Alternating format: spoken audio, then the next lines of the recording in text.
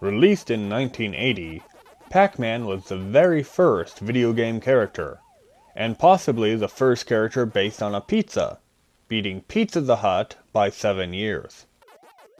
Pac-Man wakes up with no memories except for his name. Wait, that's from Maze Runner. Pac-Man runs from ghosts while eating. Sometimes he can eat them. For some reason they are in a maze. The goal is to eat all of the pellets while avoiding the ghosts. There are 4 power pellets, which temporarily grant you the ability to eat the ghosts. When you eat the ghosts, their eyes flee back to their home base in the middle of the screen, and their bodies regenerate. The points you receive for eating a ghost multiplies each time you eat one without letting the effects of the power pellet wear off. Twice a round, fruit appears below the ghost base, which will give you bonus points for eating it. At either side of the screen there is a warp tunnel that will allow you to take a shortcut to the other side of the screen. Ghosts can use it too, but they travel much slower inside the pipe, so it is a good way to escape a ghost that is following you. Of course, if another ghost is traveling towards you in the tunnel, then you're doomed. Each ghost has its own set of behaviors. The best players learn these behaviors and are able to predict what the ghosts will do. I am not one of those players. Pac-Man moves slightly slower when eating, so if you are trying to escape a ghost, avoid areas with pellets. When you clear the maze, the game starts over, but the power pellet effect wears off sooner.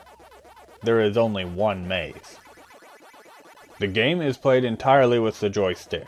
The paths in the maze are all right angles, so you can only move up, down, left, and right. The controls work fine most of the time, but every now and then Pac-Man doesn't turn when you tell him to, and that usually screws you up. The graphics are colorful and attractive, and despite just being a yellow circle with a mouth, Pac-Man has real personality. The music in Pac-Man is fun and memorable. Unfortunately, the sound of Pac-Man eating pellets will get on your nerves after about 2 seconds. As far as arcade games from this era go, Pac-Man isn't that difficult. You should be able to beat the default high score without too much trouble. The slightest touch by a ghost will cause Pac-Man's body to invert and disappear. When Pac-Man is powered up, he can eat ghosts whole except for their eyes, which will flee until their incorporeal bodies regenerate around them.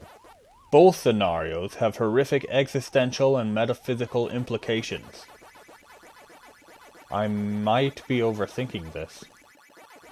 Pac-Man is a very good game. There is only one maze, and the game just repeats endlessly at increasing levels of difficulty.